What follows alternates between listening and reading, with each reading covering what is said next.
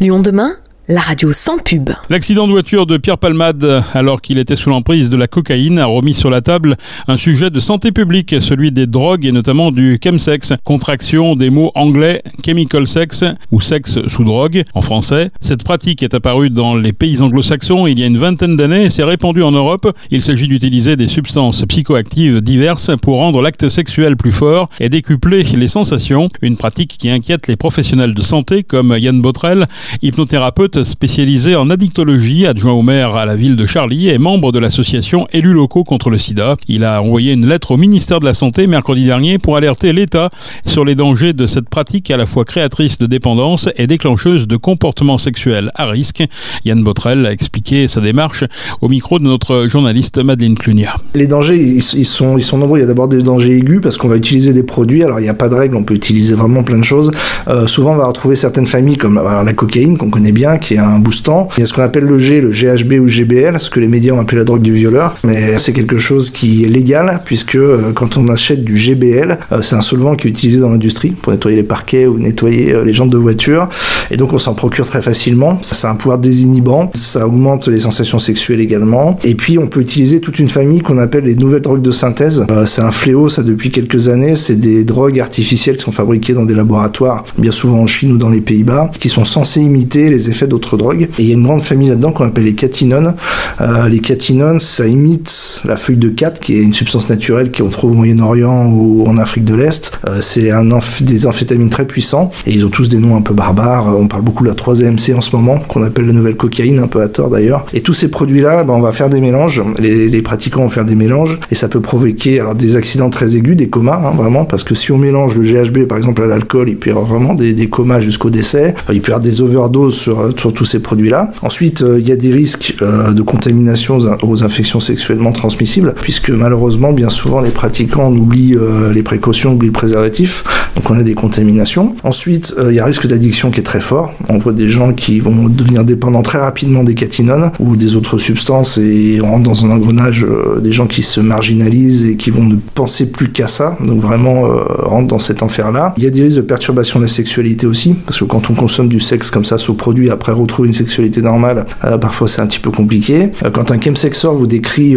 son acte sexuel, vous avez l'impression d'être dans un truc qui est extraordinaire. Ils le vivent vraiment comme ça. Et c'est tout le danger parce que du coup, on devient à la fois addict à ces produits, à la fois addict aussi au chemsex en lui-même, à ce comportement. Et puis il y a aussi des vrais risques d'agression sexuelle, de viol, puisque quand on est sous substance, se pose quand même la question du consentement à certains moments. Et on voit des gens qui, à leur tour, peuvent être soit victimes, soit agresseurs, puisqu'on perd complètement le contrôle de soi-même. Et la redescente, le moment où on retourne à la réalité, du coup, après un chemsex, c'est violent? Oui, ça c'est un point clé, c'est que les descentes de chemsex sont souvent très très difficiles sur plusieurs jours, que ce soit la cocaïne ou les catinones, et c'est à ce moment-là, on a des gens qui sont en dépression vraiment aiguë, très sévère, et c'est là aussi il y a des risques de suicide qui sont très importants. Puis c'est besoin de reconsommer derrière, ou parfois de prendre d'autres produits pour atténuer la descente, donc on rentre dans un engrenage qui est catastrophique. Et justement, le problème, c'est que c'est assez facile de s'en procurer?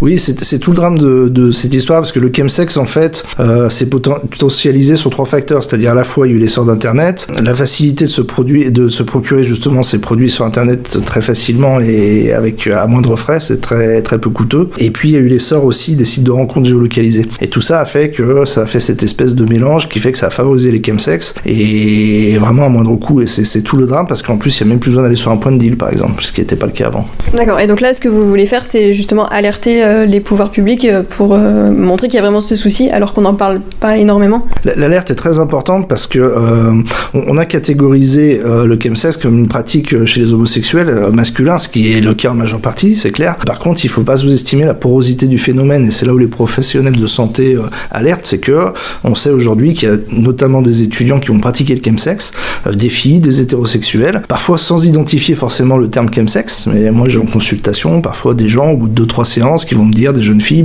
en fait j'ai pratiqué avec de la cocaïne, avec il s'est passé ça, et après en développant on s'aperçoit qu'il y a ce genre de pratique. Et c'est là où on alerte, parce qu'on sait qu'il y a potentiellement beaucoup de décès qui sont pas catégorisés comme des chemsex à tort, et il faut absolument qu'il y ait d'abord un point de départ, c'est-à-dire une grande enquête épidémiologique au point de vue national, et pas que sur les communautés homosexuelles. Oui, parce que du coup ça touche vraiment tout le monde, surtout les jeunes. Principalement la communauté homosexuelle, mais ça touche aussi le milieu étudiant. Il y a des études qui le montrent. Il y a eu une étude l'année dernière quand même qui a été chapeautée par les Hospiciles de Lyon, qui ont interrogé de manière anonyme 1 millier de chemsexeurs, et on sait que dans ces 1000 chemsexeurs, il y avait 16% de femmes et 6% d'hétérosexuels. On peut pas nier le fait qu'il y a une porosité du phénomène et qu'il risque d'y avoir un effet de mode chez la population étudiante, notamment du fait du faible coût de ces produits. Le but du fait que vous avez pris la parole et que vous continuez de le faire au quotidien, c'est pour sensibiliser les jeunes à ces dangers-là. C'est important d'alerter aussi parce qu'on a tendance des fois à stigmatiser, et on s'imagine que les chemsexeurs c'est lié à une certaine population. L'actualité récente avec l'accident de Pierre Palmade, j'ai peur que justement on imagine que c'est réservé à une certaine caste, à une certaine population, alors que pas du tout. Il faut que les parents sachent que lorsqu'on a des ados à la maison, c'est très facile de se faire embarquer sur ce genre de choses, et une fois suffit pour qu'il se passe un drame. Donc ça peut vraiment arriver à tout le monde. Tous les pratiquants de chemsex ne sont pas des gens qui sont délurés et complètement hors cadre. Il y a des gens de tout niveau socio-culturel, et puis l'addiction en général, on n'est jamais à l'abri d'avoir un coup dur et de tomber un jour, de se réfugier dans des produits. Donc il y a vraiment un danger de santé publique sur le chemsex. Concrètement, qu'est-ce que vous voudriez que les pouvoirs publics fassent pour limiter ce nombre de chemsexeurs ? Moi je crois beaucoup à la prévention. On a parfois tendance à vouloir être dans le tout répressif. Ça a ses limites, surtout pour les drogues de synthèse, parce que quand une substance est classée stupéfiante, le laboratoire va changer la molécule et puis hop, ça repart. La prévention est très importante, et commencer par le commencement, c'est-à-dire faire une grande étude épidémiologique pour savoir où on en est précisément sur toutes les populations, en milieu urbain, en milieu rural. Je pense qu'on va tomber de nos chaises quand on va vraiment avoir une étude épidémiologique fiable. Et puis de là, il faut faire des actions, et ça passe par la prévention, évidemment, beaucoup plus large que dans les milieux homosexuels, aussi dans les milieux étudiants. Il faut mettre des moyens dans l'addiction en général, et puis aussi former les magistrats et les policiers. C'était prévu pendant le Covid, justement. Bon, du coup, ça avait été un peu ajourné, mais c'est important que les policiers puissent identifier lorsqu'il y a des décès qui sont liés au chemsex, parce qu'il y a beaucoup de tabous encore là-dessus. Pour les chemsexeurs, justement, l'arrêt de tout ça, ça se passe comme pour n'importe quelle autre addiction ? Oui, c'est une question qui est importante, parce qu'on voit des fois des professionnels de santé qui sont un peu effrayés parce qu'il y a une multitude de produits, alors qu'en fait, finalement, le traitement est le même. C'est-à-dire, aujourd'hui, vous avez utilisé une béquille qui vous fait plus de mal que de bien, celle-là, on l'arrête, et maintenant, on va réapprendre à faire autre chose. C'est là tout l'enjeu, et de toutes les addictions, c'est-à-dire que à partir du moment où on règle ces problèmes de fond, qui sont la difficulté à gérer les émotions ou autre chose, eh bien, on rechute pas. Et le parcours d'un addict, il est jamais très rectiligne. La rechute fait souvent partie aussi de la maladie. Donc nous on accompagne, et l'addictologue c'est surtout faire germer la motivation, et puis parfois le déni aussi, parce qu'il y a des gens qui sont dans le déni très longtemps, mais faire émerger cette envie d'arrêter. Yann Botrel, hypnothérapeute spécialisé en addictologie, au micro de Madeleine Clunia.